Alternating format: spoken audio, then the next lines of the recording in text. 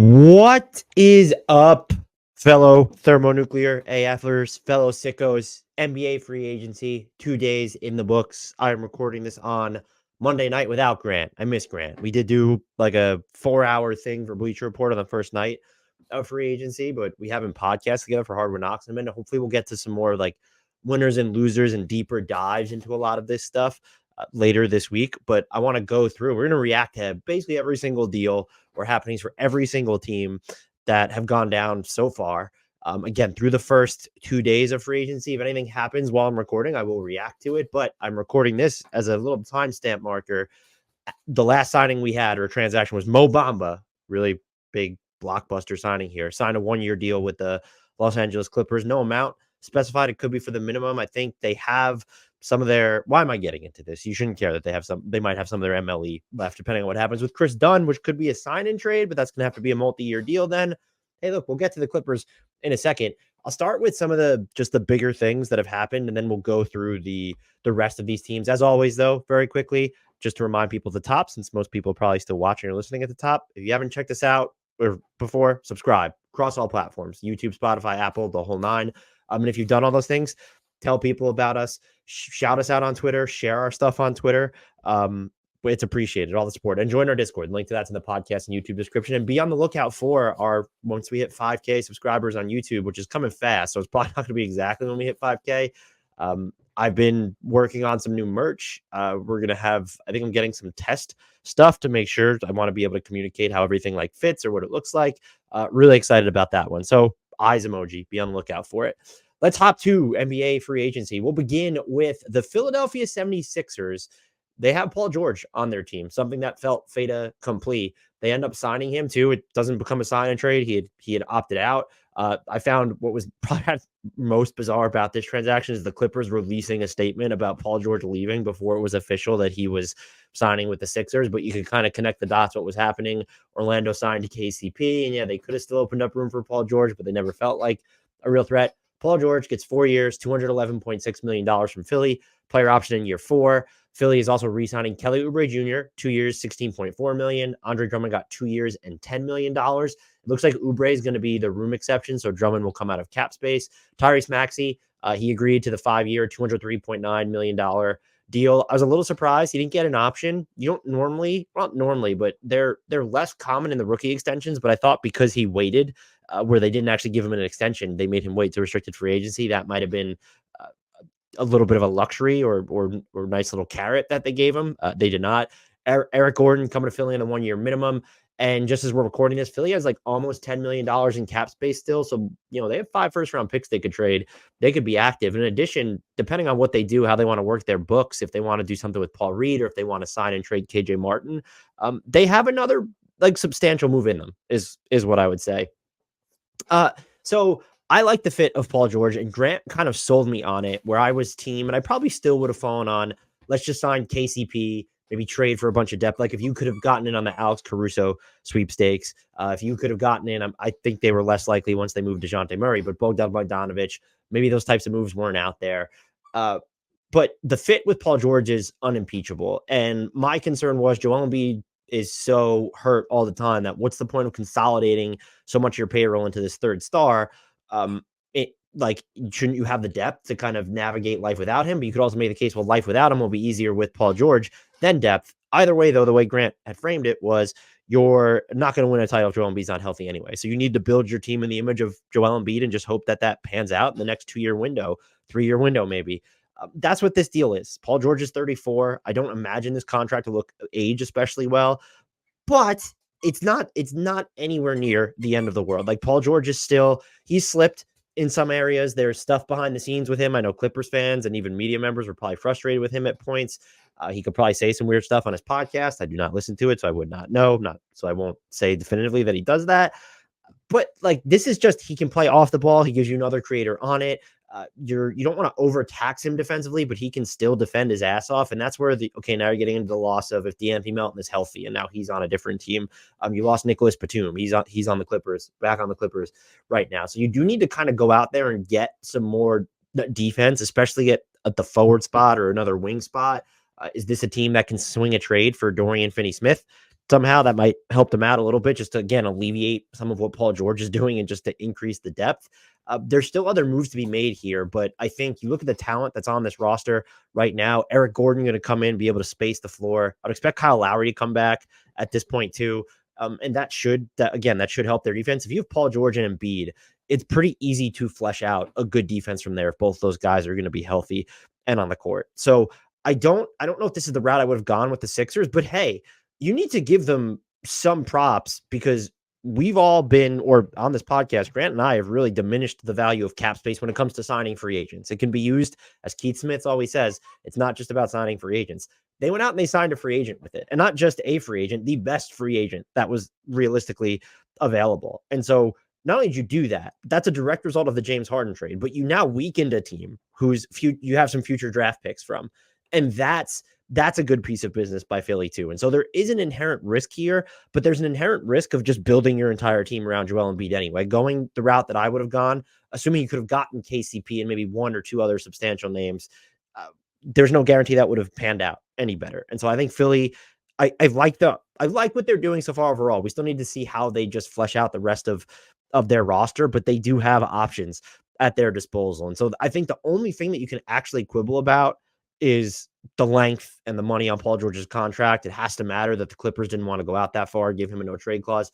However, you look at this team, just the Maxey, George, Embiid trio, 1-3-5. That's what we always talk about as kind of like the perfect balance. Or you got to go the Celtics route where it's 5 out and all 5 of those guys most of the time can handle the ball and 4 of them are basically wings.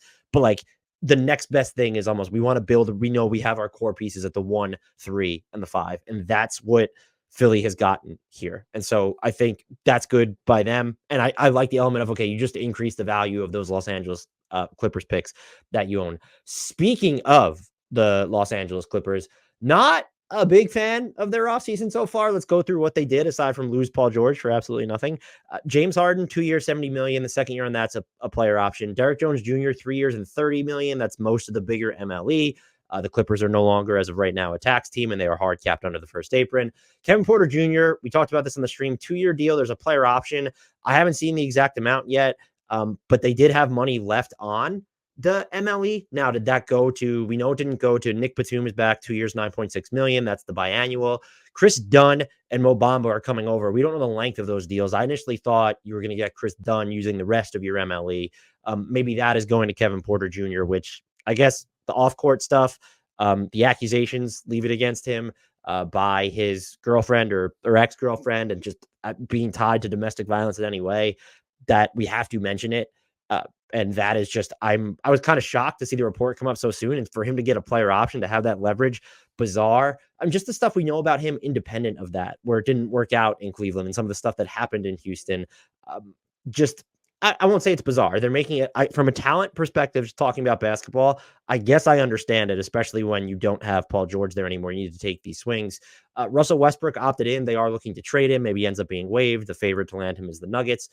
Like I said, Mo Bamba, Chris Dunn, we'll have to see how those transactions play out. But Jake Fisher did report that the Jazz and the Clippers, I guess, are trying to work the Chris Dunn stuff into a sign and trade. That'll be interesting because as a part of a sign and trade, you need to, I think, guarantee 3 years of the contract need to be guaranteed. If I'm not mistaken, or like it needs to be at least 3 years in length. There can't necessarily be so that's going to be something you're going to have to commit basically, or in theory, Chris Dunn will have multiple years on his contract. So look, the headline here is you lose Paul George. It doesn't seem like the report has been they didn't want to go to the 4th year. The report has been they didn't want to give him the no trade clause. The no trade clause would have been borderline disastrous. So I understand that aspect. I still don't I'm someone who probably understands the CBA better than 99% of the people that either cover or watch the NBA. And even I'm still wrapping my head around just all these logistical concerns and these hurdles that teams need to clear. I'm calling bullshit on the preemptive concerns of, well, look at how their teams are going to frame it as the restrictions when it comes to building out your roster. I get it in the sense of if you don't want to pay, you can unfreeze your first round pick. There's a way to do that if you're worried about that. But I understand if you want to come out and say, well, flat out, it's about the tax bill and we're trying to reset our tax clock here, that's fine. But to frame it as we're more concerned about how rigid it becomes when fleshing out the rest of the roster, I don't care because what are you doing here? I thought Dan Feldman from Dunked on Prime phrased it best on Twitter, where he said teams are so afraid of getting stuck with a diminished roster due to the new CBA. They're just choosing to accept a diminished roster in the first place. And there'll be at least one other team that I'll probably spend a little bit more time on talking about this. If you're the Clippers, let's just say why not give Paul George the 4th year? If it's the no trade clause, I also kind of respect what they did because Paul George was clearly wanted to go back to Los Angeles, but was basically trying to force them into giving him what they wanted. So I respect that they stood by their principles, but it's also just kind of like, now you lost him for nothing. And the product is just objectively worse. They got some real defenders in there with Chris Dunn, Nicholas Batum, Derek Jones Jr., of course, but the spacing on this team is going to be wonky. People are still mentioning DeMar DeRozan as like, can they swing a sign and trade for him? What better way to improve your spacing than by acquiring, mid-30s DeMar DeRozan, right? So what would have happened if you gave Paul George the 4th year? If you're worried about the finances down the line, you can always move Paul George. That deal was not going to age to the point of Bradley Beal a la no trade clause unless you gave Paul George a no trade clause. So if it really is the no trade clause that was the tipping point, it doesn't seem, though, that that was fully that. You can always get out of these moves after a year. And so if you can't commit to operating within 1 year when your contingency is Derek Jones Jr., Nicholas Batum, and then either Kevin Porter Jr. or Chris Dunn, whoever winds up getting the rest of that mid-level, no, spare me. Just absolutely spare me. I understand that there's a rigidity there, but what would have been the better final product? Honestly, what team would have been better? Let's throw out Nicholas Batum and Derek Jones Jr.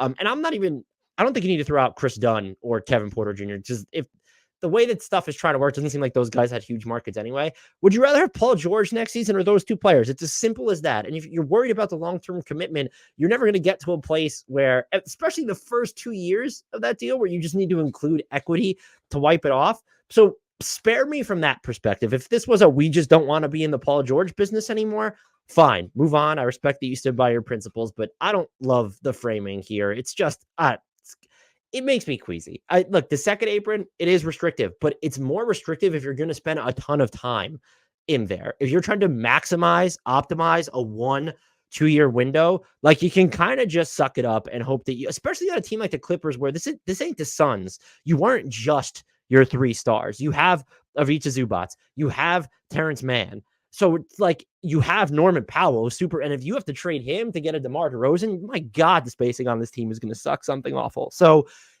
it's in their case specifically, and especially when look at the window that you're operating within right now. How old is James Harden? How old is Kawhi Leonard? How injured is Kawhi Leonard? There needs to be a level of urgency there, and I don't think you improved your depth nearly enough. I'm just looking at this as this team is cheaper and they can be leaner on the trade market, but all right, like, you can take back more money in a trade for who? So you can attach a first round pick and multiple salaries and get back who? Maybe they go out and make that move, and I'm sitting here in a few weeks. Everyone knows Grant and I on this podcast, we try to own the bad takes that we have. I'll own if this is a bad take. Just please spare me. Just the song and dance here of pretending that it's not fully about, we don't want to be this restrictive when it comes to roster movement, because look at what you did with all this newfound flexibility. Like, oh my God, Derek Jones Jr. and Nicholas Batum. I love Nicholas Batum. Derek Jones Jr. had a fantastic season. I'm kind of surprised he couldn't get the full MLE. Maybe that had to do with the agency change or just the shooting concerns that they kind of bore in the playoffs. But my God, I don't love the framing of some of these things. We're going to get to at least one more of those scenarios in a prominent fashion. Next team up, so many. Let's go with Dallas here. In love with their offseason. Don't go back. It's going to make me go back. Listen to my comments about the Dallas Mavericks at the trade deadline. So consider where I was with them then, or even back at the Kyrie Irving trade to where I am on the Mavericks now. Whoo, boy. Najee Marshall, 3 years, $27 million. Najee Marshall, younger than Derek Jones Jr., cost less than Derek Jones Jr. It was a chunk of their non-taxpayer MLE. 5% or less of the salary cap for Najee Marshall. And I suggested every team should go after Najee Marshall. They got Klay Thompson in the sign and trade. It cost them Josh Green, 2 second-round picks, one of which is in 2031, 3 years, $50 million in a sign and trade. This has just been a fantastic offseason for them. I don't know, like, we're still stuff to go through, and you would like to look at this roster and say, okay, they needed to put they need to get someone else who could operate on the ball, put defenses in rotation other than Kyrie and Luka. But it's like, fuck, they have Kyrie and Luka. What is the player that you want them to go get? It would have been, if they cool for them to be in on a Jeremy Grant trade. Spoilers, they really want Jeremy Grant. Like, that's not something they've removed themselves from when it comes to salary stacking. They are now hard kept at the first apron, by the way, in case anytime you hear the non-taxpayer MLE or a sign and trade, just they're hard capped, like the non-taxpayer MLE, they're hard capped at the first apron. So I'm looking at these moves. Klay Thompson definitely gives them more of a bankable shooter. We're talking like this dude is washed. We'll get to the Warriors end of this next. He is older. He's nowhere near the same on defense. He turns 35 in February, but he just averaged basically 18 points a game on 39% shooting from three on 9 attempts per game. He's averaged over 9 attempts from three in each of the past 3 seasons. That is volume when you're playing next to Kyrie Irving and Luka Doncic, and Klay Thompson just really doesn't need the ball ever. He can't fly around screens and move off the ball, I guess, like he used to, but you don't need to move all the time with Luka. This is going to be, I think, the perfect marriage, and they can insulate him defensively because of Najee Marshall, because of PJ Washington, because of Derek Lively. I guess because of Daniel Gafford a little bit, like more of the, but if you're going to go against more versatile teams, there could be some issues there. The Mavericks are just low-key fucking, I guess not low-key, but they're freaking huge. Klay Thompson listed at 6'6". I feel like he could be 6'7". You're looking at Najee Marshall now. He's 6'7". You get a little bit more size and strength compared to Derrick Jones Jr. I do think they will miss the athleticism DJJ brought, that above the rim finishing, the explosion going downhill. I think he's probably, I don't know how to frame this correctly. I think Derrick Jones Jr. is the more versatile defender. And especially if you're going to say go guard sort of the point of attack guy, you might prefer him, a smaller point of attack guy, excuse me. But I think Najee Marshall just might be a better defender at what he does. Is that a stupid way to frame it? And look back to what he defended Shai Gilgeous-Alexander at points in that OKC series fairly well. And so that's someone that you can, in theory, give that assignment to. And so if you want to go and like, oh, we kind of need the fact that it feels like you look at this roster and it's, oh, we don't have that just primary defensive checker. Is Najee Marshall that guy? I guess that is something that creeps up. But what you might lack in identifying that one guy, which, by the way, Dante Exum's still on this team. He could be that guy. I think he should be in line for more minutes. And maybe that's why you felt comfortable pivoting from Derrick Jones Jr. to Najee Marshall, who is, I trust him more as a shooter. Neither of these guys are super high volume. And then just even as a ball handler, I trust Najee Marshall more. And I'm interested to see if we get to maybe Dallas isn't done, of course, but do we get to a point where they are really going to expand Jaden Hardy's role, and maybe he kind of placates my concerns about they could really just use like a third person to get defenses kind of moving in the half court from that dead stop. Hardy has that skill set. Do they have the patience to let him the patience to let him develop? We'll see. Love what they're doing, and I think they are a better team than they were at the start of this offseason, and that's pretty wild when you consider they just made the finals. So that's, I think, fantastic pieces of business here from them. And even just going back to what it cost to get off of Tim Hardaway Jr., you get Quentin Grimes back. So that's just some more floor spacing there. And look, I know he had the injury. I know there was pullback in New York before he even got hurt. But like, this is the first 2 years of his career. He was a semi-trustworthy 3-and-D option. And so if he's healthy, that's someone you could throw at anybody. And this team there's some real depth to it. You can maybe quibble over, do they have the personnel to diversify their front line rotations? Is Maxi Kleber going to be good enough, healthy enough next year? Do we need to get to some points where it's, PJ Washington in some downsized lineups? You can get there. You can do whatever you want. There's a ton of optionality with this team. And there's a case. We'll go through, I'm sure, our rankings in each conference or tier every team at some point. We have to let the offseason play out a little bit more, though, folks. They have a case as of this minute to be the best team in the Western, like on paper, like not just, oh, you could envision a scenario if they get a little lucky. They could just be the best team in the Western Conference right now. So anyone who thought the finals run was a fluke, if it was with that roster construction, it's not, man, I'm high on this Mavericks team, which is probably bad news for Mavericks fans, unfortunately. So great offseason from them so far. Apologize to anyone who can just hear my puppy going absolutely bonkers in the background, but realities of puppydom, I guess. How do we frame that? The Warriors, they have DeAnthony Melton on the 1 year, $12.8 million deal. That's the full bigger MLE. They are hard capped to the first apron. They were already hard capped to the second because they sent out cash for Lindy Waters III. An acquisition, by the way, that I really like for them. Like that is someone who can hit some really difficult threes. And that's like, I don't want to call them their Klay Thompson replacement. He's not going to give it to them on defense, but like that's someone who I think should get rotation minutes for them right now. They waived CP3. they should get, it looks like the deal is just going to be for second round picks. So they're just going to be sitting on a relatively big trade exception from Clay. And as of right now, I have them almost 14 million beneath the tax line. So they could do something on the trade market. Like that flexibility is there for them. And so they do have optionality, but this is an uninspiring offseason. It's not just about losing Klay Thompson. It's that you didn't do anything with CP3's contract. I know that they were linked to Paul George and that the Clippers ultimately didn't want to accept the salary that were going to be outgoing because it seems that they preferred more flexibility on this end of a CP3 deal. I guess you couldn't have expanded it to a third team to get them to take on. I guess the Clippers just they wanted just Paul George off the books. And so to have to find a landing spot for Chris Paul and Andrew Wiggins, is that like a 12-team trade at that point? I don't know. You have Steph fucking Curry. And so it's to just kind of decide, all right, we're going to fully pivot into we're going to trust Pods and Kuminga and Trace Jackson Davis. There's admirability in it. And I guess, this is not the Nuggets in the sense that this team has won 4 titles. The Nuggets have won 1. Maybe we'll get to the Nuggets next, or we should get to the Magic. Let's focus on some positivity. I view that you should have more of an obligation to capitalizing on what's left of Steph Curry's prime. And to have not done anything bigger, I know a lot of people were seeing like Klay Thompson effectively didn't want to negotiate with Golden State. And so that's like weird, especially because he turned down an extension that would have paid him substantially more per year than he's getting right now at Dallas. But there was also reporting, again, post-deal framing is always wonky, that he wanted a legitimate shot to win a title. And so he spurns the Lakers and the Warriors to go to the Mavericks. I mean, talk about a great offseason for Dallas just in terms of that framing. This Golden State team could still be good if everybody's healthy. If that DeAnthony Melton back issue is just fully healed between him and Gary Payton II, like you can fuck shit up defensively. And if Andrew Wiggins has any sort of renaissance compared to 2022, I'm going to tell you at this point, I'll bet on DeAnthony Melton panning out before Andrew Wiggins. You now get a chance, I'm assuming, unless you could still do something. Again, this offseason, I'm not grading things. These are just my initial impressions, that it's uninspiring, unspectacular. And the fact that they were linked to Paul George, okay, that was good.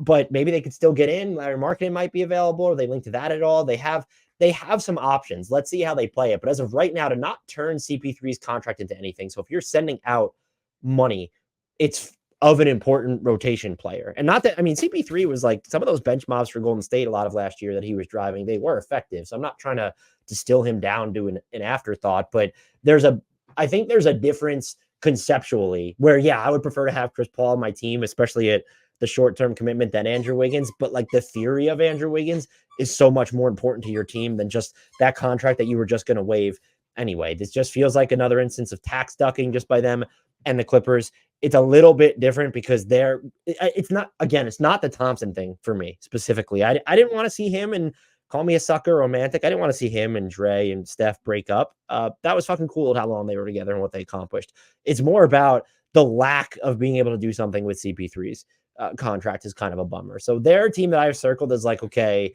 let's watch them and see if anything else can sort of happen here.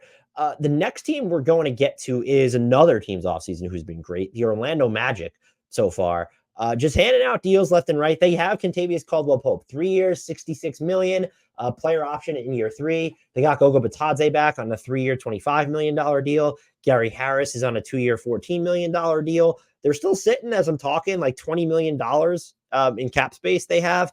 And that's like, we have to figure out who is Goga or Gary Harris or one of them. Like, is this the room exception deal? I'm not sure which one it is. I haven't seen a reporting yet, but like that number doesn't necessarily have to go on the books. So that's caking out one of those numbers right now.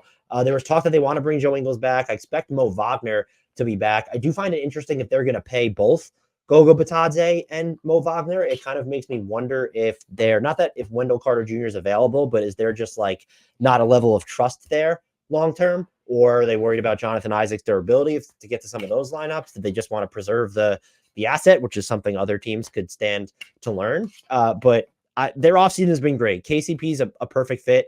They do still need to go out there and get a passer. I think that, KCP will help them with their defense. Not that they needed any help on it, but man, him, Jalen Suggs on the same team, even just having competent defenders in Paolo Banchero, Wendell Carter Jr., Franz Wagner, the Jonathan Isaac minutes, if you have Suggs and KCP, with Jonathan Isaac on the court at the same time. Anthony Black still floating around on this roster. I'd like to see them get more shooting and a playmaker. I don't know if Monte Morris does it for me at this point, but if it is Monte Morris, it works. I wanted to see him take a higher end swing. I asked Mo Dakhil from The Athletic, and when we were on writes for Bleacher Report as well, when we were doing the stream, who he would kind of prefer. He didn't want Tyus Jones. He also didn't want Anthony Simons for them. I still think Anthony Simons, even with KCP, would be a home run addition that checks just about every box they need. I don't know that they need the caps lock game manager, although they definitely do need a game manager type or someone who can be a facsimile of that role. So they're not a finished product, but like there's nothing to dislike about their offseason right now. If KCP ends up being the biggest acquisition, okay, fine. I would expect them to still be active at the trade deadline. And this is another team, and this is not the Clippers one. I don't know why it immediately translated to me, maybe because there's more than one pick involved with it. But there was a commenter on the live stream we were doing saying when it happened that, and they weakened the Nuggets pick or increased the value of the Nuggets pick that they own next year, which is top 5 protected in 2025. Hell yeah, they did. And they got it by snagging one of their, I would say, 4 most important players at this point. You have Jokic, Gordon, and Jamal Murray, the only 3 that you could absolutely say were in front of him. Great offseason so far by the Magic. I do find myself hoping that they're not done. And that goes beyond like, Joe Ingles is back and here comes Mo Wagner and maybe they have Caleb Houston still. I'd like to see them take a bigger swing. We'll see if they do, but KCP is a fantastic fit. And this is a team that can just get better internally. That'll be something that I mentioned with a few other teams. But so you can't like Paolo Banchero is going to get better. Franz Wagner can still get better. Jalen Suggs can still get better. If I had to bet on where are we going to see the most improvement from a playmaking perspective, it'd be cool to see it from Anthony Black. But I think Paolo, of everyone I just mentioned, is more likely to make another jump there, and then followed by Jalen Suggs, I guess. Still want to see just sort of a game manager type get in on this from them. So really love what they're doing. I don't necessarily know how you can unless you were expecting them to get Paul George, and then you're coming out here massively disappointed. Let's do the other end of this just because KCP is the highlight of the Magic. The Denver Nuggets, they're having a terrible offseason, folks, so far. We'll see what happens, but they re-signed DeAndre Jordan, 1-year vet minimum. They lose KCP for absolutely nothing. As of right now, they're less than $2 million into the tax for 12 players. I'm wondering if you still need to add talent. And people are talking about, like they have the mini MLE. Okay, cool. That $5.2 million is basically, percentage-wise, it's a pretty big increase over. But if you're just signing a veteran to their minimum who's had 10 years of experience, you're over $3 million. So there's not like a huge value add there. I guess if you can use it to bag a Malik Beasley or a Buddy Hield and increase your shooting, this team is, and you have Nikola Jokic, so it matters to an extent, but you have Michael Porter Jr. as like your caps lock shooter. I guess Jamal Murray is your caps lock shooter. Julian Strawther, if you think he's going to kind of make the leap, and then it's, all right, what are we doing here? Jokic got to take a lot more threes, and can Michael Porter Jr. be less streaky? I swear, he's the streakiest. Just look at his percentage from 3, and it's always through the roof, except in certain playoff series for the regular season, and you still just feel like that it's not always going in when he shoots it. I don't understand the logic from this team. Again, Calvin Booth was talking, and you knew KCP was gone the moment he started talking about the Christian Brown's sample size. And I don't throw this on him. I throw it on the Cronkies. It's, okay, look at what is going on in the West. And some of these teams had more tools, but I'm holding the Nuggets to the bar of retain your own fucking talent when you have the ability to do so. I don't need you to go out there and be as active as the Thunder were, as active as the Mavericks were. You didn't have those resources at your disposal. I understand that, but don't come out here and say like, this is just the realities of the second apron. No, it's fucking not. And I don't know that was the implicit framing is how I took it. That is, you had the ability to pay KCP. It wasn't that big of a raise. And look at this deal. It would have been 1/3 over by the end of next season. And if it wasn't working out, that's a deal you can absolutely move at that number. That's a deal that you can absolutely positively move. You should have been prepared to suck it up for 1 year. And I don't want to hear, and it sounds like another transaction I didn't really list. It's not official, I don't think, but Jamal Murray, he's going to sign a 4-year, $208.5 million extension. I don't want to what are we doing? Honestly, what are we doing? The Thunder Mavericks improve a great deal. You have so they're not going anywhere. The Timberwolves are not going anywhere. There's a team that could Memphis is going to be healthier. There are teams that could just, okay, let's go ahead and write off the Clippers. The Pelicans are certainly more intriguing, at least if they're going to be healthier. The West is good. Like the Spurs now, we're going to get to them too in a little bit. Like the West is still the West. There might be teams that look like they're I don't know if the Golden State's weaker so much as just like they're weirder, but the Lakers could just be better depending on if they make a move. Couldn't get Jonas Valanciunas to make LeBron take that pay cut though. That's rough stuff for them. So you're sitting there, you're telling me with knowing that Jamal Murray, even while he plays, not a perfect portrait of good health. While you're looking at what Michael Porter Jr. kind of did in the playoffs, while you're looking at Nikola Jokic going to turn 30, and you're just saying like, nah, like we're going to really just bet on our youth right here. Fuck no, not when you have the ability to keep KCP. This wasn't a Bruce Brown situation where you couldn't have paid him. And if you want to get into the cost of maintaining this roster long term, and you're saying, well, we're going to kind of pull back this year, so we're okay paying Aaron Gordon's next contract. He's extension eligible, has that player option. Jamal Murray's extension will kick in for the 25-26 season. Just miss me with that stuff. You have Nikola Jokic, one of the greatest players of all time. You've won a single championship. You already kind of pulled the youth movement shit this year, where maybe there was a disconnect between Michael Malone and the front office with how much those guys were supposed to play. But now you're leaning into it further. You traded Reggie Jackson and attached 3 second rounders to him, and you did that to save money, but is it to just open up playing time for Jalen Pickett? Or no, what if Michael Malone just responds by, instead of leaning into the youth movement, you're just going to see a lot more of DeAndre Jordan and too much of Russell Westbrook when he inevitably ends up in Denver. The one thing I will say about that perked my ears up, Adam Mares was talking on, I think it was the Locked On Nuggets podcast or the DNVR Nuggets podcast, and he said that Jokic is on board with Westbrook and maybe actively excited about it. That made me pause like, oh, okay, if Jokic thinks it's fine, like, let's do this. But you had the ability to keep KCP, and if you are not prepared to fully maximize Nikola Jokic's short-term window while also planning for the long term for a single season, I don't care how much you paid last year when the second apron just really wasn't a thing. You have Nikola Jokic, one of the greatest players of all time. You had just won a championship. You were you're only a year removed from your last championship. You still have a championship caliber roster. And by the way, you had depth issues with KCP, and we're just supposed to believe Christian Brown and Peyton Watson and Julian Strawther and maybe Hunter Tyson and Jalen Pickett, all those, and Deron Holmes now. They're going to figure it out. No, okay, maybe they do. You could have been a better team. And I've seen some fans. I respect the fans. You don't have to be super critical. If you want to see how it plays out, that's fine. But don't kind of you don't have to sip all the Kool-Aid where it's like, well, we're just not going to have the best roster in the league now. And that's fine. It's not fucking fine. You have Nikola Jokic. And to just, I think it's cool. You could say, well, we just trust Nikola Jokic to optimize whatever around him.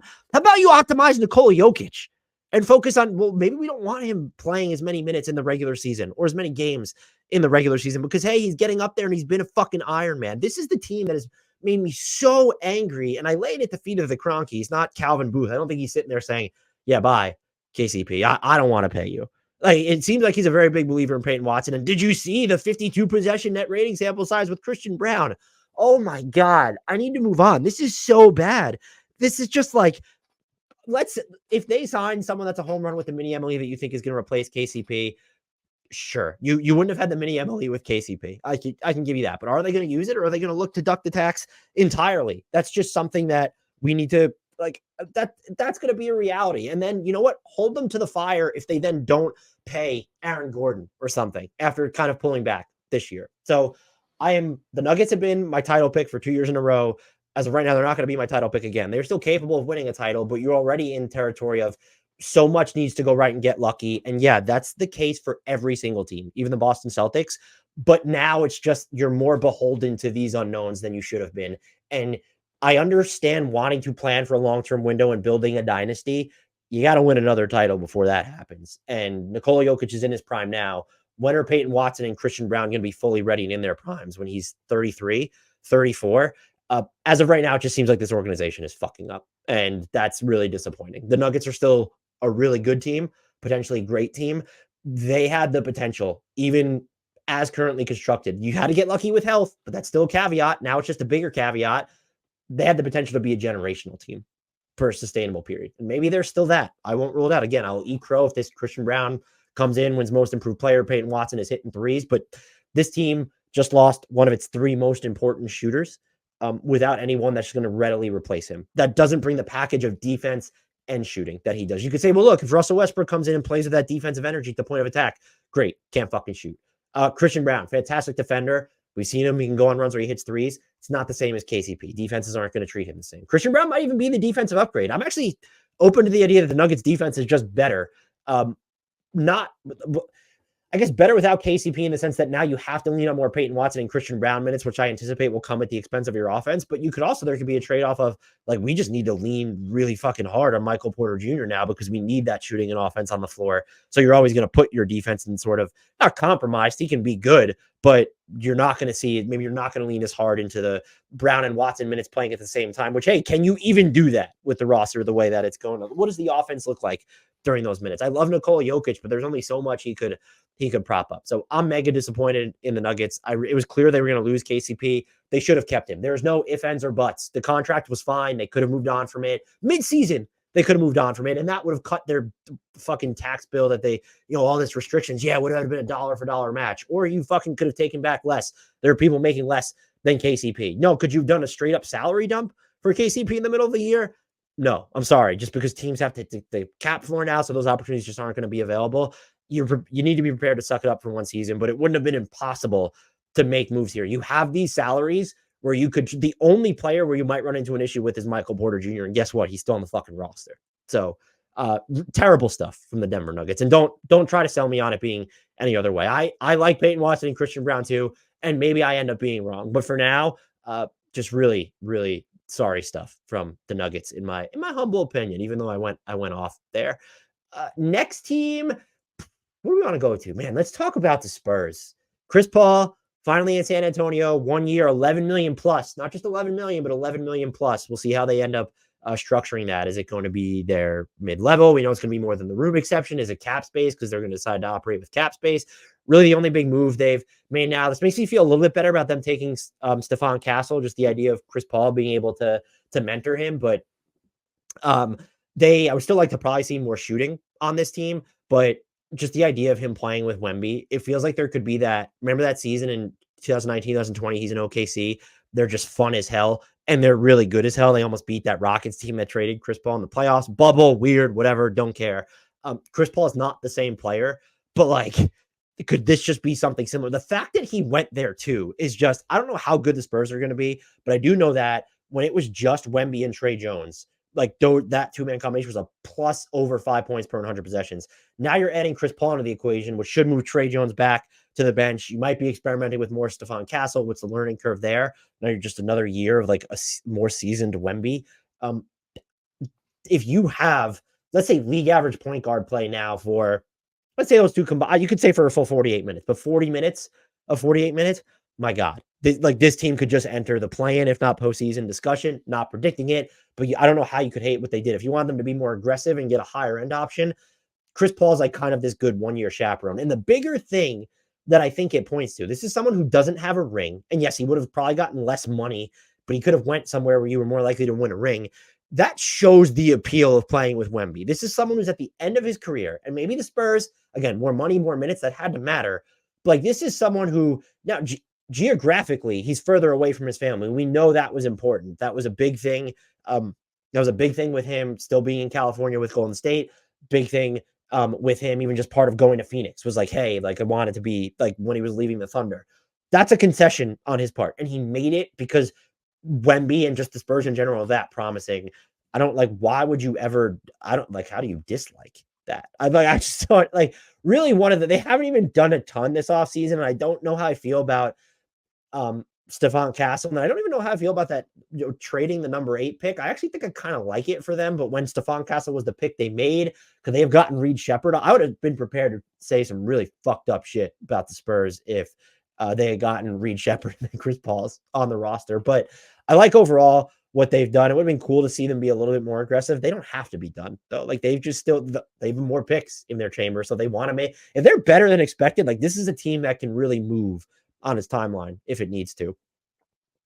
Next team here that we need to talk about. So let's go with the Oklahoma City Thunder.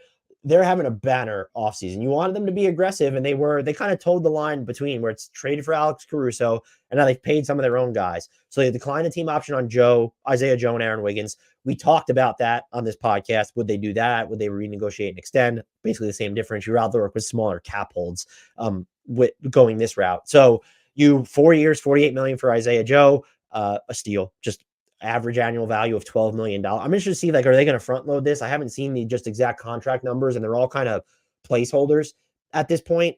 But like you could front load those so that they're just going to get even cheaper down the line. 5 years and basically the same amount of money in total. 5 years, 47 for Aaron Wiggins. So I think is probably OKC's most underrated player. Maybe you could still make a case for Kenrich Williams, even though he faded. And of course, Cason Wallace is there. Can no longer make a case for Lindy Waters the third. But just like there's so much, like he's a defensive fiend. This is someone who, like, he can hit jumpers off the catch. He can hit some complicated jumpers. He can give you rim pressure. If he's on, I don't expect him to finish this deal in OKC, in part just because between Shea and J-Dub and Cason Wallace, not that Cason Wallace is ball dominant, now Alex Caruso, I just don't know that he's ever going to have the opportunity like where he could really shine. This is someone who, like, if you're looking for a backcourt cornerstone of the future and you're not the Thunder who don't necessarily need that, he has intense value to you. And so to get two of their most underrated Joe is underrated. He'd be another player that you can make a case just with his motion shooting. And he works on defense too. I don't know that everyone realizes that. And it doesn't always end well, but like he really works. He's got this slight frame, but he works his ass off. So those two guys on ultra team friendly deals have Alex Caruso. Now you sign Isaiah Hartenstein, 3 years, $87 million, sticker shock right there, team option, or it's non-guaranteed in year 3. We have to see if there's a partial, but that is, the Knicks couldn't even, they gave him more over 3 years than the Knicks could guarantee him over 4 if they went through all the cap machinations. The Knicks apparently had it on the table. There's nothing they could do. It's different from the Bruce Brown situation in Denver last year, but the Denver had a hard max of what they could offer him because of the non-bird stuff. The Knicks had a hard max of what they could offer Isaiah Hartenstein because of the early bird, unless they had cap space, which they didn't. He's gone. I love this fit for OKC. I do think the Thunder are paying a little bit of a premium here to say, maybe you're not, I think he'll start sometimes. If he ends up being he's making a lot, so maybe they anticipate starting him all the time.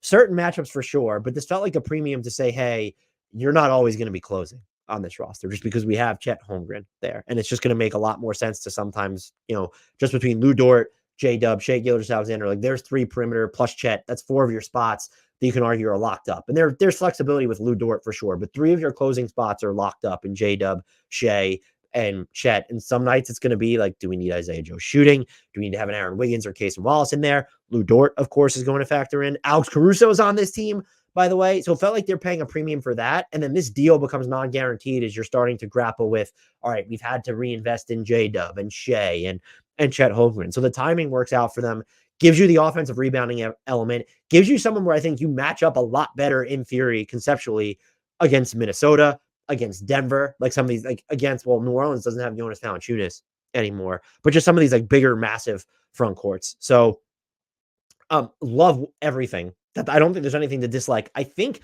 the one thing you could say that you're a little uneasy about would be, it felt like they still needed someone to put defenses in rotation in the playoffs who wasn't a J-Dub or Shea Gilgeous-Alexander, in part because there were limitations on what J-Dub was doing. However, this is a team, I mentioned this with, what was the team that I was just the Magic. This is a team that can expect internal growth from J-Dub, from Cason Wallace, from Aaron Wiggins. Like, they just might have the answer already on the roster. And so they might have viewed that as not the need, where it's, you look at what they wanted, the physicality, the strength, the size, the rebounding. You couldn't say, okay, I don't know that big Jalen Williams is going to turn into that. Kenrich Williams is too small. You couldn't say necessarily that was already on the roster. With this, you could just say that it might just be J-Dub and Shea or enough. And like, now we just have the ancillary pieces. And is it Alex Caruso? Is it Aaron Wiggins? Those are 2 guys that can, Aaron Wiggins for sure can do it. So I feel better about them not going that route, but rumor has it they might still have some assets if they need to turn around and make a trade. But I wouldn't expect it to happen this offseason. It might just be, well, let's see. We know more about our team. Let's get information of what we are with Isaiah Hartenstein and Alex Caruso. And if we need to kind of shape shift around the trade deadline, that's exactly what we're going to do. So this is just a great offseason. And by the way, they still have the room exception floating around out there. And so if they wanted to make like another move, I don't know who that is or what player you want that to be that's left. Who's going to fall through the cracks? Who's going to be the Kelly Oubre Jr. of this, where it's like they end up signing for the minimum, or is there anyone left where it's, oh man, did DeMar DeRozan take the room exception to play with OKC? I don't actually hate the fit functionally, but it would be like an incredibly weird move. So I'm not telling them to do that if it's available. But the Thunder are, I think at this point, you should probably project them to be the best team in the West. It's between them or Minnesota. I don't know how people feel about Memphis, especially if you're going to play a rookie big and Zach Edey a ton of minutes. So I'm just trying to think of if there would be another candidate. Oh, Dallas for sure. So Dallas, OKC, Minnesota, and Denver. Those are probably the teams that are you look at and they'll jockey for the top 4 spot. OKC, I think would be my pick right now, but Dallas has a much stronger case than I probably ever would have anticipated. Even that's after their finals run too. Not that they need me to be impressed, but I'm impressed. Let's just tackle the Knicks. We'll kind of just bounce around the other side of these. We know 5 first, 1 swap, plus Bojan for Mikal Bridges. That's interesting. They kept OG Anunoby 5 years, $212.5 million, player option in year 5. And then their round we're like, as I'm recording this, like they're inside $2 million of the tax after losing Hartenstein. We'll see who they do. Are they just going to bring back Precious Achiuwa? Goga Batadze's off the market. So who are they? They need another kind of big here. I do think what's interesting, the OG deal makes me a little uncomfortable, but after you traded for Mikal, you had to. And this defense could be nasty or should be nasty with him, with OG, Josh Hart, Mikal Bridges, even Dante DiVincenzo. If Deuce McBride is healthy, if Mitchell Robinson is healthy, like they have some dogs on this team. I'm wondering, I don't know if I'm excited, but I'm pleasantly optimistic or curious if having OG and Mikal and Josh Hart and then the undersized units that we saw in New York play independent of the center position. I want to make that clear. Does that convince Tom Thibodeau to be like, well, maybe we'll try some Julius Randle at the 5. And then you become really dynamic offensively if he's your 5. Like you could play, I don't know what your 3 needs to be, but you could bookend it with Jalen at the 1, Julius at the 5, Mikal, Josh Hart, and OG. Maybe you're a little bit worried about the spacing, but just because does Josh Hart have the volume and OG and Mikal Bridges are okay shooters, but they're not like super high volume. That's 5 out though. That's that like it's a minimum of 4 out, maybe 4.5 out. I don't know how you want to view Josh Smith. We've seen him let her rip and make some of them. So like I hope Tom Thibodeau is open to doing that. I almost don't want them to sign another big. Like let's just fucking push forward with Jericho Sims and Julius Randle and let's meander on here. I don't know if this was worth going all in for when we're looking at the final product. It would have made more sense if you knew you had Hartenstein, so that's a wrinkle, but you couldn't not go for it. And the 2 things I will note on this, and I noted them, Grant and I noted them, but I want to just anyone who's new or didn't hear those thoughts.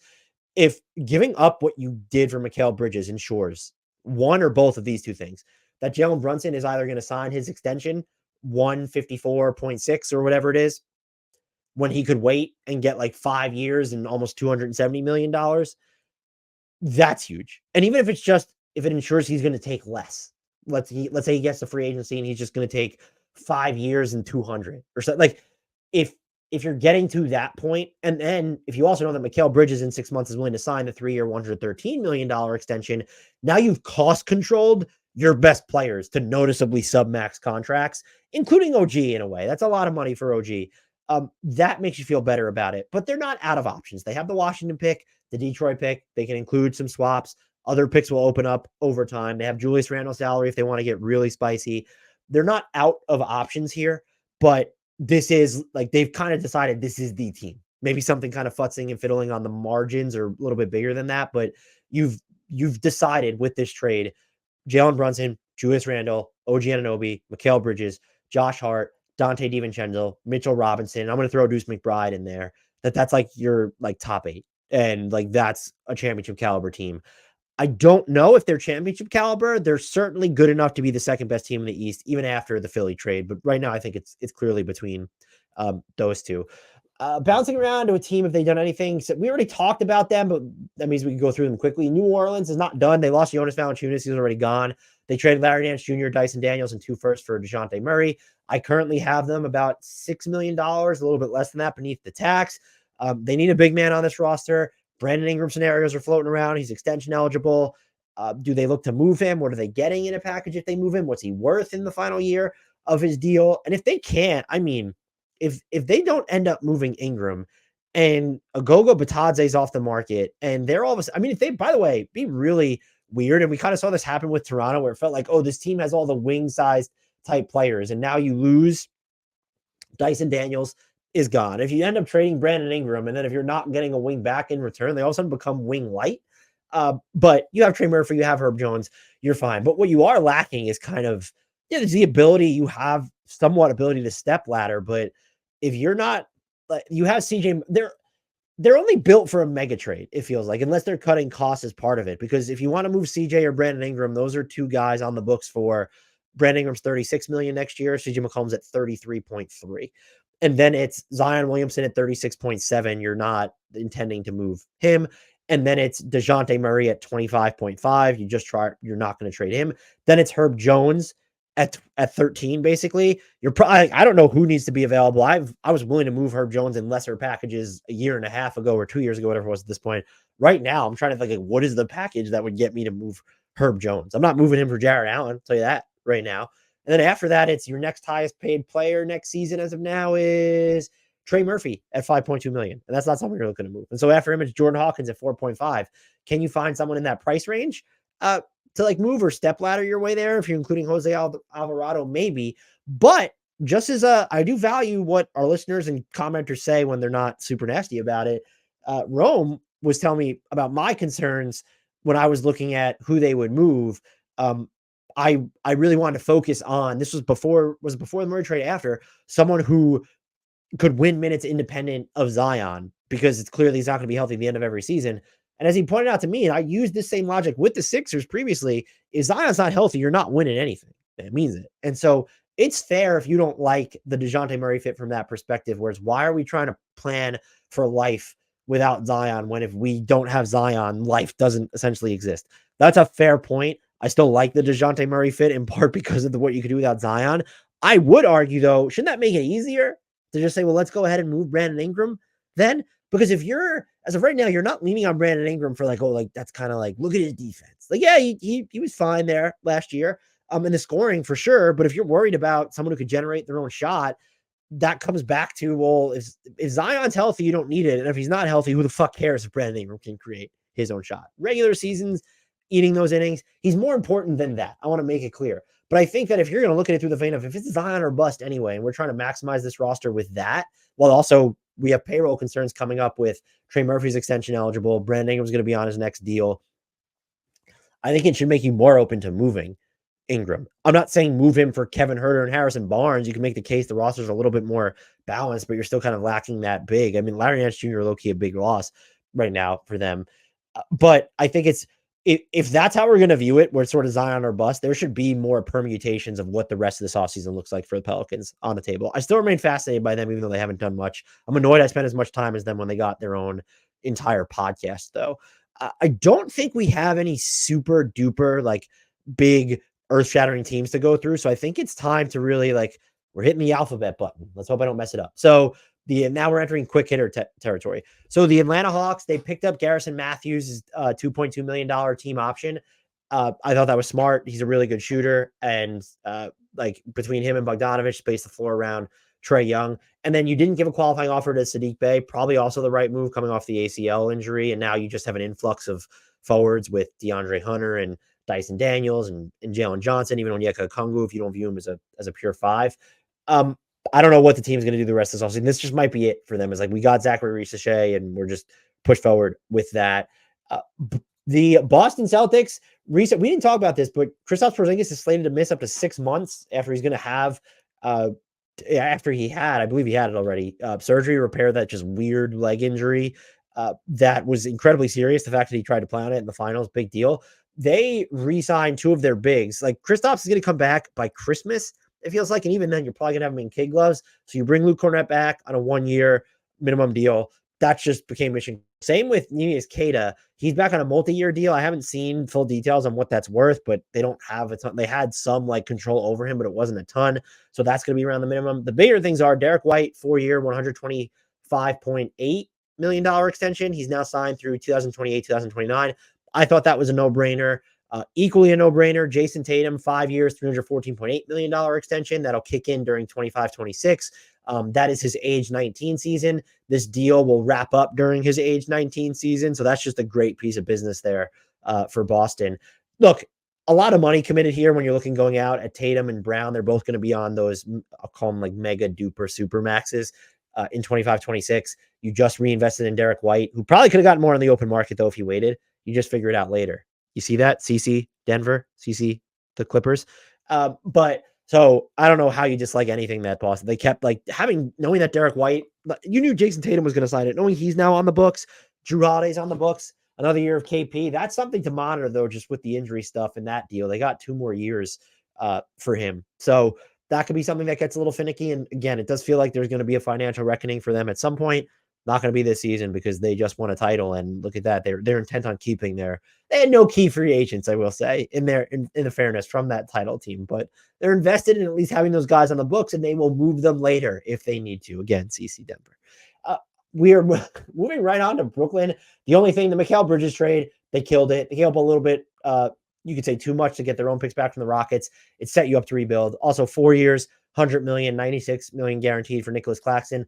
That's fine looking at his age, his direction. I hope they can generate enough spacing to kind of see if we can get more Nick Claxton drives. So you have to like what Brooklyn has done. Like they're just headed in a very clear direction. I'm sure they'll take more flyers as we go forward. And they're not done with trades. I'd like Dorian Finney-Smith, Cam Johnson. Those are names I would expect to be involved in the trade market. Could they, in theory, is there anyone that would take Ben Simmons and send back what they deem like a worse contract moving forward? That's in play for the Nets as well. Moving right along to the Charlotte Hornets. They acquired Josh Green from Dallas as part of the Clay sign and trade. We're also kind of waiting on Miles Bridges for them. They took on Reggie Jackson for 3 seconds from the Nuggets. They're really into just like, you want to call this latest rebuild, the next phase of like the same rebuild that's been going on forever. I like the flyer on Josh Green. I hated his fit came to hate his fit in Dallas. He is more of an on-ball player at this point. He can work off the ball, but if you're trying to, the fact that LaMelo can work off the ball more than like a Kyrie or a Luka Doncic, both of whom are great players. And we've seen Kyrie adapt off the ball, but like you're not doing that to accommodate Josh Green. But there's just less mouths to feed in Charlotte right now. It's like, okay, you have Trey Mann and whatever, and Brandon Miller, that's someone who's going to play off the ball. So you give Josh Green a chance to develop a little bit more on the ball, gives you some defensive versatility I like, and you could play like fairly big, because Grant Williams just isn't big, but like a Josh Green, LaMelo Ball, Brandon Miller, Grant Williams, Mark Williams lineup, or like let's get Tijon Salon in there if he's going to be healthy with Grant Williams, and then Brandon Miller, Josh Green, LaMelo. So you're small, but you're also not small. I like it. I've enjoyed most of what Charlotte has done. I do wonder. Well, I mean, we'll get to that in a second because that team is coming up. But for now, let's go to the Chicago Bulls. We are still at this writing, waiting on the DeMar DeRozan sweepstakes to play out. I hope for his sake he doesn't have to remain in Chicago, but you want players to get the bag. So if that's in Chicago, then so be it. It's in Chicago. Patrick Williams, 5 years, $90 million deal. I tweeted this. There are a lot of people who loved it, a lot of people who hated it. I think that's the right sentiment to have, but down the line, this is going to be a deal that we look back on and say, that was a fucking steal or that was a fucking disaster. And there's just going to be no in between. He's never going to make even 10% of the salary cap right now. For someone who is 23, already shown he could do a lot on defense. He has hit threes at a high clip, never in super high volume. That could still develop. He's shown the ability to get to his mid-range spots every once in a while. Again, can you scale that forward? Are the Bulls the environment to do that when you have Josh Giddey? I mean, like, and maybe DeRozan coming back. We got to see what they look like after this. There's Kobe White could play off the ball. There's just so many moving parts. So I think the bet is fine. The years are like, all right, like they really believe in him because they went the full 5 years. And it's not a lot, but it's a pretty hefty, it's a pretty hefty raw number where it's so far above. I mean, I don't know, by the middle of this deal, it's going to be only a few million above the mid-level. So maybe teams won't think about it. And just, this might be a deal. I said this to Grant is you might love it because he doesn't finish it in Chicago and he just ends up being on a team that does a better job developing him. Jalen Smith, 3 years, $27 million. I think that deal is fine. And also it ensures that if you want to, and you're going to play him at the 5, you conceptually have close to 48 minutes of just floor spacing 5s. If Nikola Vucevic is going to shoot a reasonable clip from 3, that is absolutely critical when Josh Giddey is there to work with those guys and pick and pops. Maybe you want more of a true roller, but like Vuce can do some of that stuff and Giddey can dump it off to him. So I thought that was fine by Chicago, but I'm interested to see how the Zach LaVine trade stuff plays out, how the DeMar DeRozan contract or sign and trade stuff plays out. We also just to monitor, they're looking like they're trying to move Lonzo Ball. And I'm kind of wondering, I guess at this point, because cap space is drying up, I'm overthinking this, but like, is there not a team that shouldn't Brooklyn see if they could take a chance on him? I guess the Bulls aren't going to want Ben Simmons back to increase their value. They'll have to send out more money. And is there another if the Nets are willing to take on Vooch and Lonzo for Ben Simmons, like, do you think about that if you're Chicago, like whatever framework that takes? If his knee is like has anything left inside of it. Just like that just feels like it's just a year. Like just if he's gonna play, like let's not try it out. Why not try it out? So I'm just wondering if there's a team that'll think that way. We will have to see. Next team on this list is the Cleveland Cavaliers. They have done absolutely jack shit as I'm recording this. So we still have not heard word. They hired a head coach. Shout out Kenny Atkinson. No word on if Donovan Mitchell is going to sign that extension, 4 years, $208.5 million. The expectation, I think, especially because you've taken the Knicks and the Nets off the table as trade destinations. So there's kind of like, I guess there's Miami and in theory the Lakers. Who else is there are teams that could, of course, bid for him. I mean, the Rockets could get in there if they really wanted to. But it seems like he's going to sign it. And then Isaac Okoro, still a restricted free agent. We have not seen, there was no rival restricted free agency offer sheets given out. To be fair, the crop of talent in restricted free agency was, no big potatoes, nothing to write home about, but just always something to note. I like to see gamesmanship from teams with cap space. We saw exactly none of it. But yeah, just Cleveland's, there's a lot of stuff going on there because they've done absolutely nothing. So there's still a lot of stuff kind of billowing in the wind. On to we did the Dallas Mavericks, we did the Denver Nuggets, Detroit Pistons time. Cade Cunningham, I think, is signing a 5-year, $224.2 million max extension. Shams reported it, and then it was walked back by Bobby Marks. I'm just going to pencil it in. I think you do that. He shot 43% basically on step back threes last year. The turnovers got under control. I think he really shined at points when you were able to put him in lineups where there's actual spacing. And now there will be more lineups with actual spacing. You acquired Tim Hardaway Jr. This is what I was going to get into. There's just 3 seconds and giving up. So you got 3 seconds and Tim Hardaway. So you ate up cap space and then you gave up Quentin Grimes. Is this health bill that bad? Were you that out on Quentin Grimes? This is a team, past regime in this one, I think has not done a great job of maximizing when it leases out cap space. Not a huge thing to quibble over. Tim Hardaway Jr. should still be able to hit threes. Signed Tobias Harris, 2 years, $56 million. Apparently it's fully guaranteed.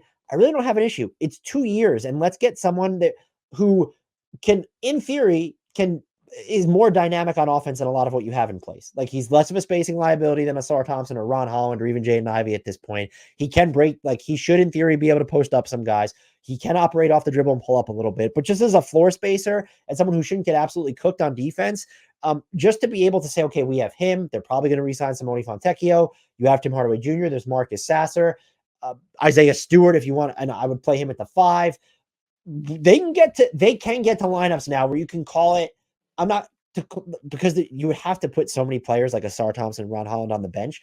You should be able to get to a point where you can play 4 out, like semi-consistently here. And that excites me with regard to Cade Cunningham specifically. But even if you have 4 out and it's around, let's say Isaiah Stewart's the 5 and then Ron Holland or Sarr Thompson's on the court, what they can do in driving lanes, that makes you like encouraging, like to put them in that type of environment. So I think the Pistons, I think they should still suck, but I think that they are now set up to at least develop their own players a little bit better, at least not be as cramped on the offensive end. And look, to me, that's important. So let's move on to we already did the Golden State Warriors. We're on to the Houston Rockets.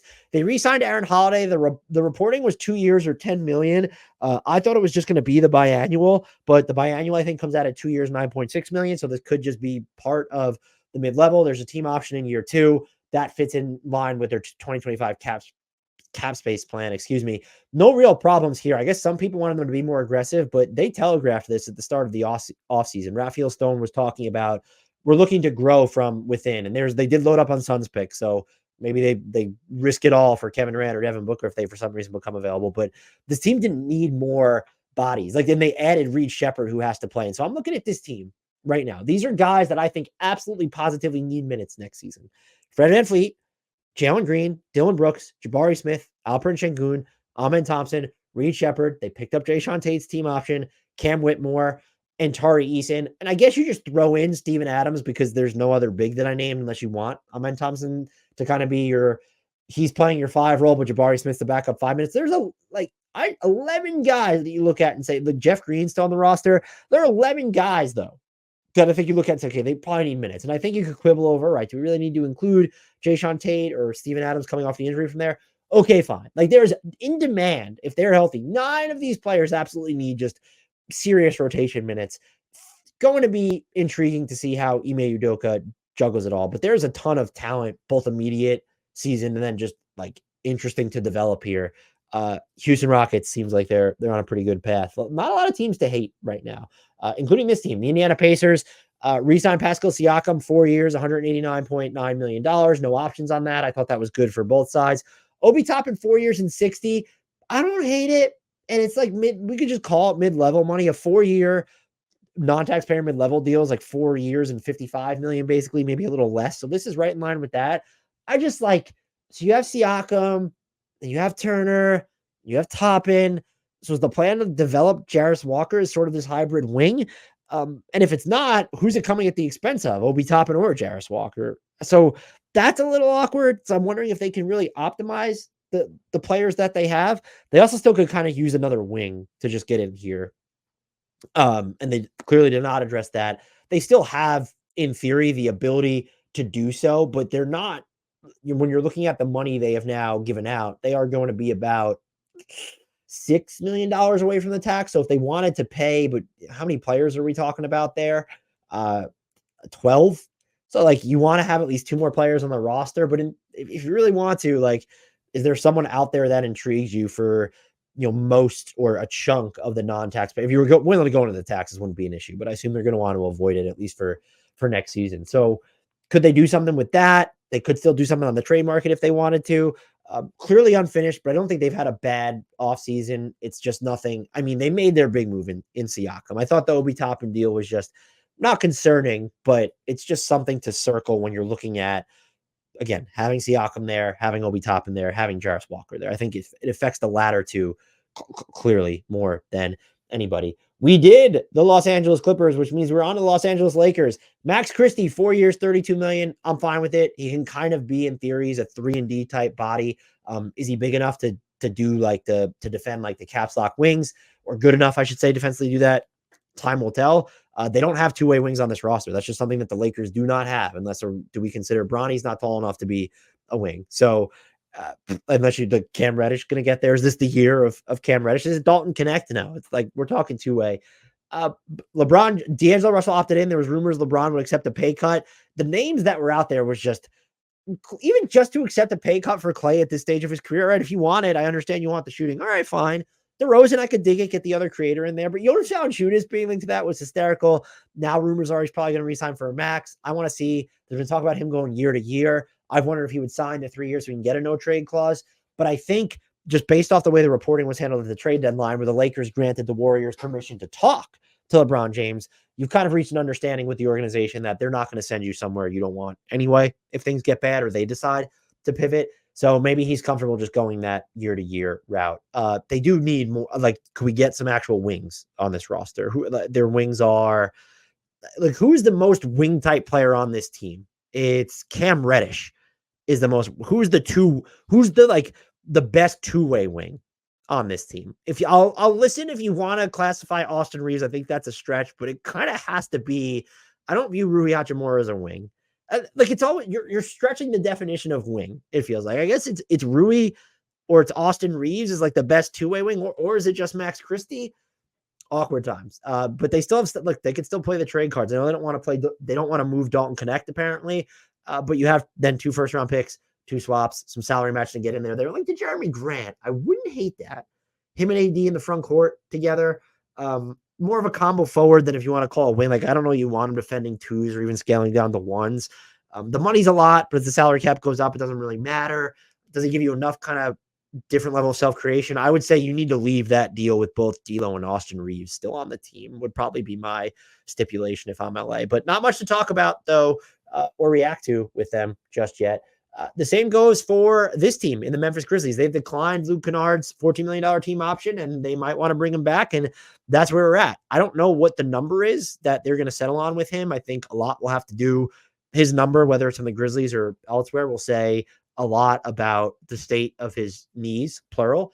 But as of right now, so by waiving his team option, it was a way for them to say, okay, like, we're under the tax. And as of right now, for 13 players, I believe, they're about 7.4 million away from the tax. So you could just, if you still want some wiggle room, like, does he just come back for mini MLE type money, biannual type money? That's a hefty pay cut for him. And he's super valuable as a motion shooter. But as I'm recording this, I mean, Malik Beasley and Buddy Hield are just sitting on the open market waiting. So you're talking about someone who's more injury prone than both those dudes. Um, I'm going to be, I'm talking about all those motion shooters. We know what Clay got. I want to see what all these other guys, Malik Beasley, Buddy Hield specifically, and of course, Luke Kennard, wherever he ends up. On to the Miami Heat, another team fairly uneventful. Josh Richardson picked up his player option for $3.1 million. He's coming off right shoulder surgery. So does he either like it in Miami, or is this like, is he not going to be ready? Kevin Love opted out, signed a 2-year, $8 million deal. So we got more than the minimum. I found that interesting. We're waiting on the Caleb Martin and Hayward Highsmith deals.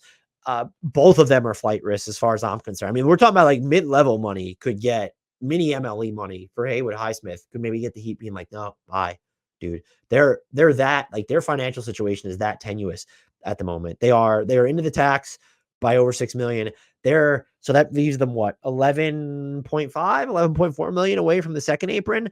So that's a Caleb Martin gets the non-taxpayer MLE from somebody. And I really want to know what his market is. Like, that would have been someone who could have been interesting in Golden State.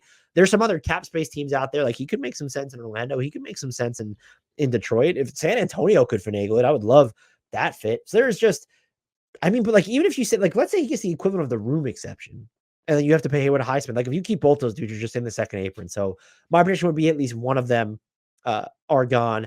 This does help them, or I guess, or does it hurt them? But Jimmy Butler definitely seems less likely to leave than ever. Took kind of Philly off the board for him. And he was the comments coming out were already just like, lovey-dovey, more lovey-dovey, I should say, between him and the Heat. The Milwaukee Bucks have done absolutely nothing except sign DeLon Wright, 1-year minimum. I think that's just a nice little dice roll by them. He will give them more defense. Like, that can help insulate Damian Lillard. You can play those two together. He can be a little hesitant on the offensive end, but he's also someone who can give you just like some competent ball handling. Does need space to operate, so having Brook Lopez is important here. And like him and Giannis, those lineups could get a little wonky, but if you're going to have Dame and Chris Middleton and Brook on the floor with them, I think that's something workable, and he could play a really big role for them. Minnesota made that big move that I'm just going to be fascinated to see what Rob Dillingham turns into by trading a 2030 pick swap and a 2031 pick outright for him. But the move that they made since free agency, Luka Garza coming back 2 years, $4.5 million, that was a reasonable gamble to make. I actually want to see a team that would have had actual playing time for him to come in and maybe give him a deal. They did not, so I'm upset, clearly. I wanted Luka Garza to have some minutes. We did the Pelicans, we did the Knicks, we did the Thunder, we did the Magic, we did the Sixers.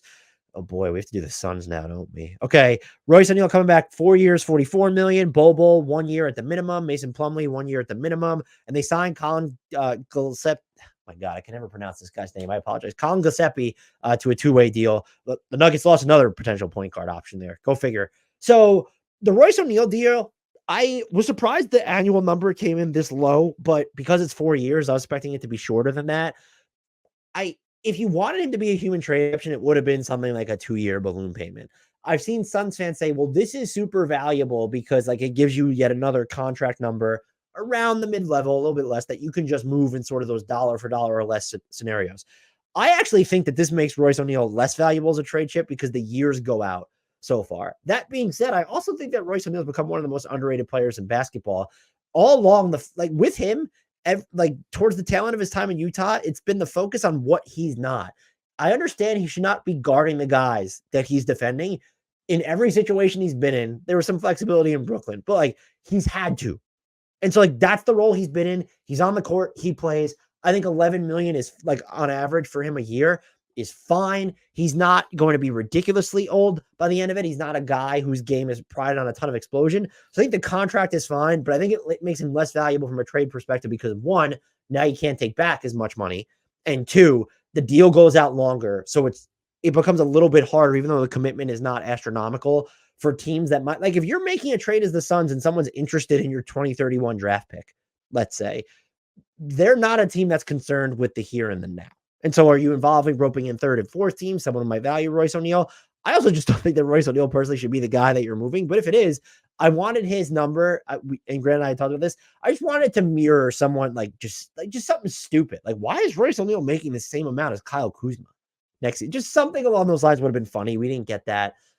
I'm disappointed, therefore.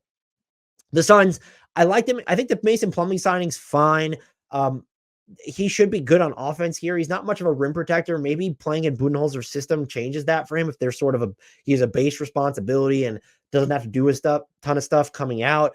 I actually like the idea of Bol kind of playing at the 5, and I'm wondering if having Nurkic and Mason Plumlee, I don't want the Bucks, the Suns to become too devoted to those more traditional lineups, because at this point it's like kind of overwhelmed teams with length and maybe just more zip or like more pizzazz in the lineup. So just go with the length route and maybe some of the extra mobility route. Bobo's not a fantastic defender, but if its job is just like, hey, be long and big at the rim, like let's just kind of see what happens. I hope they try it. No real problems with what they've done. This is just the situation they're in. So the Suns are the Suns. They remain the Suns. And look, maybe 27 teams instead of 26 want to trade places with them right now. Who knows? I am actually a little bit surprised that Matt Ishbia didn't trade a first round pick yet or force James Jones to do it. But the 2031 pick. Portland Trailblazers, they've done basically a whole lot of nothing in the free agent period. Of course, the trade on draft day, they got Denny Avdia in exchange for number 14, which became Bub Carrington. Malcolm Brogdon, a 2029 first rounder, was the second most favorable of the ones they own. And then seconds in 2028 and 2030. I still don't know how to feel about that deal, by the way. I love Denny Avdia and his contract rate, so I guess I like it better for the Blazers. And the Wizards accomplished some stuff here, especially when they get something from Malcolm Brogdon. It was a little bit bizarre, but I'm intrigued, at least of all things, Denny Avdia. And Portland got out of the tax, and they did re-sign Justin Minaya to a 2-way contract. Let's see if they can hit on someone who can just dot the arc on some threes. The Sacramento Kings, they haven't done much. Malik Monk, 4 years, 78, keeping him. Thought that was big time, if only because I believe, I won't say this, but I believe it keeps you out of the Zach LaVine trade sweepstakes, which just, I think Zach LaVine, again, we've kind of veered a little bit away from reality in terms of how value you could be, but this is not the team that I think should have him on the books for 40-something million. They also re-signed Alex Len on a 1-year minimum contract. I am disappointed in the sense that maybe they don't want to pay the tax, and that's why they're not doing this. But in theory, like, you could have maybe done some stuff, had the you didn't, or you could. I wanted Najee Marshall on this team, and so I was like, could you figure out a way to cut costs of gone after Najee Marshall? So that's what I'm saying. You didn't have the flexibility to do that right now, to just go and say, okay, all right, what did he get? 3 years and 20. God, how did Najee Marshall end? Is that going to be the contract I look back on and I'm like, what? How are we doing that? So, but my point is, because of how close they are to the tax right now, only the mini Emily would have been at their disposal, not enough to keep him. Could they have opened room? Would I have preferred him over Harrison Barnes or Kevin Huerter? Couldn't it have been like, could you compensated someone to take on Chris Duarte or Jalen McDaniels? Because that would have gotten you there. And like, that's the time. I feel like they missed that opportunity at the trade deadline too. Why can't I'm a Kings fan now and using the term we, but like, why couldn't they be the team that went out and just got Royce O'Neal at the trade? It wasn't okay. I understand you want to make a massive move, but you could have made something to improve your team by incremental margins. And that felt like a missed opportunity here so far. Again, all season's not over. I recognize that. There's not a lot going on in Sacramento at the moment. San Antonio Spurs, we did. Toronto, I guess, could have been a team that we just said, hey, they were busier. Manuel quickly, 5 years, 175. Grant and I said anything over 5 and 150 would have made us uneasy. I think I ultimately just come back to it being 5 because I went back and looked again at just the cap numbers for it. What it's going to be is that ages as part of just the salary cap here. And this is a guy who by the end of it, you're not even going to have him for 20% of the salary cap. But like, so you're going to have him, he signed now through his age 29 season. In that season, he will be under 16% of the salary. Even right now, he's like off rip 17.7% of the salary cap. Ultimately fine with it. I'm really interested to see if they can branch out his live dribble playmaking, but the idea of him being able to have that stop on a dime floater, can break down defenses off the dribble, get those threes up off the dribble, doesn't need to have the ball, will hit the catch and shoot threes. And then I got this in the comments a lot during the BR stream when I said that Manuel quickly works his ass off defensively. He does, folks. I think can be small, but he's got good size for the position he plays, and it scales to both guard spots. So I don't know where that came from. Maybe I didn't see enough of him in Toronto and it dropped off there, and that's their impression, but this is fine. Scotty Barnes, 5 years, $224.2 million, no player option. I believe it has the language in it that it can get up to the 30% max if he ends up winning MVP, winning defensive player of the year, or making all NBA. The latter feels like it's absolutely in play. And so if you're someone who cares about, billionaire books and paying out of pocket, it's, is that all of a sudden going to go from a $224.2 million deal to a $269 million? If it does, you know why it did? He made an all NBA team, and in which case you just Yeah, all right. We're fucking happy to pay that because we have an all NBA cornerstone on our roster. Easy there. Bruce Brown, they picked up his team option. Feels like trade candidate, but not just yet right now. Garrett Temple re-signed a 1-year minimum. I think this team's like 10 million is, 11 million is below the tax right now. So they could still do some other stuff. They could be a little flexible via trade. I don't know how to feel about them, but I don't hate the makeup of this roster. I would like to see a little bit more shooting. Garrett Trent Jr. is still just floating around out there, by the way. Could they have gotten like a different type of big man here, like another sort of floor spacing type with Kelly Olynyk? I I don't know what is you're gonna tell me the move they passed on if you don't like their offseason. It's probably unspectacular, but I do feel like you've now I look at this roster and I see two players.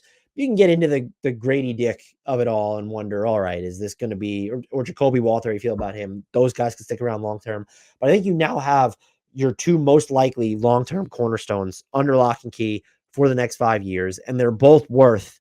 If you want to call these contracts a gamble, they're both worth the gamble, or they're just both flat out worth the contracts they paid. So a fine off season from Toronto. It does feel like they have a lot of the word isn't bookkeeping to use here, but they've got a lot of just like we got to balance out this roster a little bit type of things going on. I mean, because you did make the Vezenkov trade, you have Davion Mitchell on the books, Bruce Brown, you pick up his team option. It's just Chris Boucher is just floating around out here. There's just a lot of weirdness, and there's still just a lack of, depending on how you feel, RJ Barrett, let's just go ahead and call him a wing. But like, how do you feel about Akbaji? Grady Dick's not really a wing. At least I guess he can hold up there defensively. But do you view Jacoby Walter there as that? Feels like they could use another proven, properly sized wing. Is how I'm going to frame it, which is just such a weird thing to say about this team. If you rewind it, like 2 years ago or whatever it was. And I would like to see if you're not me and you don't believe that Chris Boucher should be the odds-on favorite to win Most Improved Player next year, I would like to see some like more of a diverse look in the front court alongside Scotty, where it's and maybe I'm calling it a higher end swing than it's Jakob Poeltl, who's limited in certain respects, still a useful player. Kelly Olynyk, who's versatile, but also limited, although the playmaking from his last year was incredible. I think blend those two players together would be really cool. You would get a better passing version of Chris Boucher, I think. So there's his flaw. Like, could he needs to be more of a passer there? Let's have Chris Boucher start running pick and rolls and bringing the ball up on the break. That's all I'm asking for. Toronto, Utah Jazz next. They signed Drew Eubanks for some reason, 2 years and 10 million. I mean, you talk about balancing out the front court. It's weird. You have Walker Kessler there still. You could say that you have Kyle Filipowski, Taylor Hendricks, John Collins, and then Larry Markkinen, who I would say like that's someone you want to play the four. And even Darius Baisley is technically still on their payroll. I don't view him as a wing.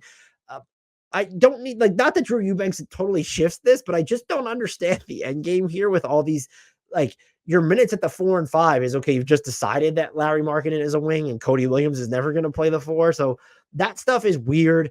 I still love the Cody Williams pick, by the way. I thought the Jazz had a good draft overall. We're waiting on the Larry Markkinen extend and trade news, but there's also the report that he might be available. If you want to renegotiate and extend and bring him to what his max salary could be this year, that's going to cost you a little over $24 million in cap space. They, as of right now, do have the flexibility to do it. I was going to actually timestamp this and cut it out because I haven't drank any fluids, but I'm going to take a sip of an energy drink. Everyone, let's just wait and pause. And if you're on YouTube, watch it. That was great. Thank you all for giving me that quick break. The Jazz they're like morbidly fascinating. It's where I don't hate what they're doing, but it's kind of time to pick a lane. There was the report we have a report that Larry Markkinen might be available, which that's definitely a reaction to what the Nets got from Mikal Bridges and I love the sickos who think this. Danny Ainge up to the bidding on Mikal Bridges so they can turn around and flip Larry Markkinen. But you kind of need to pick a lane. Like, let's figure out what we're doing here. But there was also that report. They wanted to trade for multiple stars to entice Paul George. And they were linked to exactly no real stars anyway. Okay, they were kind of linked loosely to Mikal Bridges. But so I found that a little comical. It's just I can't wait to hear about all the players they almost got when all said and done. Classic Danny Ainge move there. I will say, I think people and myself, if you want to use Mikal Bridges as sort of the barometer of what are you going to get in a Larry Markkinen trade, my bet would be, unless a team gets desperate here, which you could argue the Knicks were, it's going to be less. Just because if you want to make the case, Larry Markkinen is a much better offensive player and is more of kind of an anomaly offensively than Mikal Bridges is, even though he's more of a play finisher and Mikal Bridges can do some ball handling stuff. And his number is better. But there are two things that stand out here. One of them is Knicks specific too. But one of the things is Larry Markin is going into the final year of his contract. So you have to pay him almost immediately. Mikal Bridges has 2 more years left on his deal. And in theory, and maybe even if you weren't the Knicks, you could talk yourself into this. But if you're the Knicks, can you say, well, we just traded so that he could play with all of his friends from Villanova, and he's going to sign that extension for 3 years and 113 million in 6 months. If you can say that as the Knicks, so there's 2 years left where he's just under one of the best contracts in the league. And then he's going to sign an extension that would probably still leave him as one of the better contracts in the league on his third deal. You don't say that much about notable players on their third deal. That increases his trade value inherently, those two factors. The Jazz don't have that going for him. Larry Markkinen has it going for him because in theory, like, he should get the max. Like, this is someone who was basically like, he's an offensive force, or like a superstar offensive force, even as a play finisher. He just wrapped his second season averaging more than 23 points per game while knocking down over 55% of his twos and 39% of his threes across league history. So he has 2 seasons of doing that. There are 5 players who have at least 2 seasons of matching those benchmarks. Kevin Durant, who's done it 5 times, just stupid. Steph Curry, done it 4. Kawhi Leonard's done it 3 times. Karl Anthony Towns has done it 3. And LeBron James has done it twice.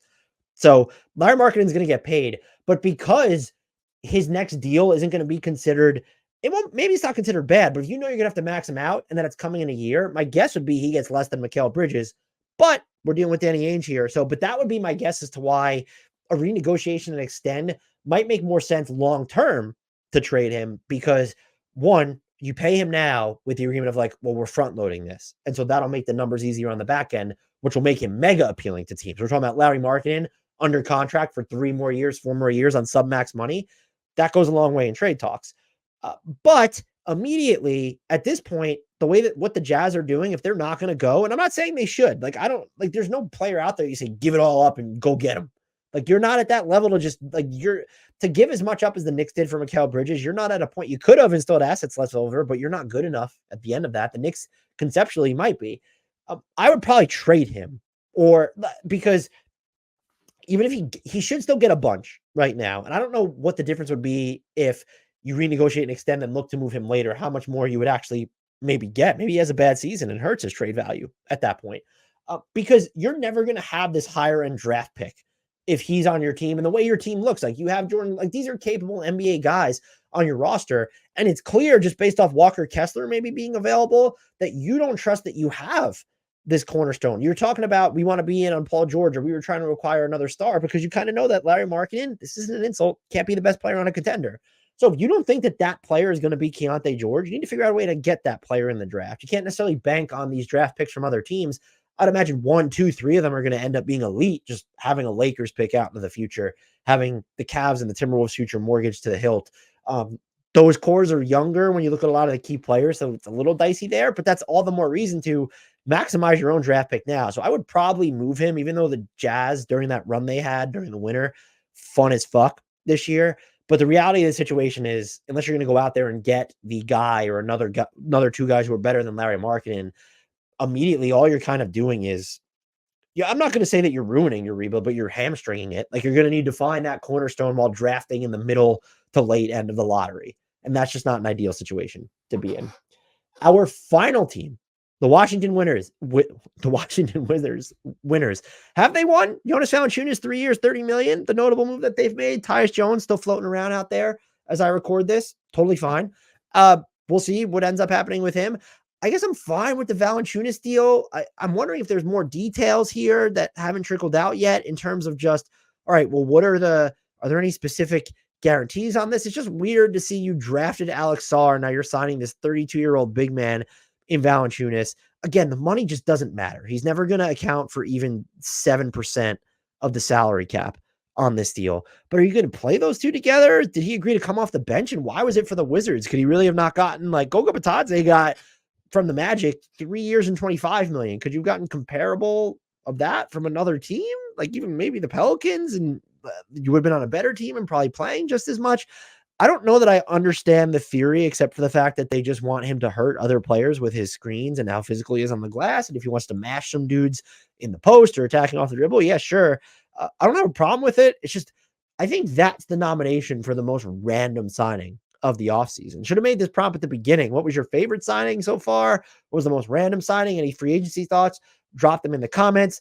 Hope you didn't mind and hope you enjoyed the solo episode. Please, if you've made it this far and you haven't subscribed, just do it already. Subscribe on YouTube, Spotify, Apple, wherever you get your podcast. And if you've done that, spread the word about us. Shout outs on Twitter. Tell people. And if you get people to subscribe to Hardwood Knocks, even if you're forcing them by sneaking in to their office and going on their computer and hacking them and subscribing them across all platforms, let us know about it. Like, if we want to hear the two things I'm fascinated. Did you get someone to subscribe to Hardwood Knocks or check out Hardwood Knocks? How did that come about? Tell me about it. Drop me a line, the DMs, Discord, links in the podcast and YouTube description. I also want to know if you found us on Shorts and became a listener to our long form content. I'd like to know, because I don't know. I put a lot of work into those Shorts. I don't know if we're going to, I don't know. Like, they build their subscriber base, but our long form content is what Grant and I enjoy doing the most. And if we're converting people from Shorts into actual long form listeners, I would like to know. So if you found us on Shorts, even just one of you, let me know. Comments on YouTube, Discord server. Check it out. The link's in the YouTube podcast description. Until next time, and as always, shout out to the one, the only. He's playing in Belgrade now, I believe. Shout out to Miroslav Shuk for alerting me. I don't know how I missed that alert. I need to turn on the alert, the noties for Frankie Ntilikina's social media posts. Hope he's back in the NBA one day. He can fix so many teams' problems. The Nuggets, you would be my title favorite. Did you just sign Frankie Ntilikina to a minimum instead of keeping KCP? You never needed to keep KCP. This is your Frankie smokes away from being a title favorite. In all seriousness, though, I know I can get loud sometimes, that I troll, that I yell. That's what makes this fun. I'm not going to take it too seriously. I appreciate all the support that we get from every single one of you. I know Grant does as well. It's this podcast, through this podcast, that we get booked for. Tons of people have done BR streams now, and not to denigrate how important they are, but like to do a bigger stream, a 3-hour stream on their YouTube channel, I guess maybe we're in the Max app or whatever.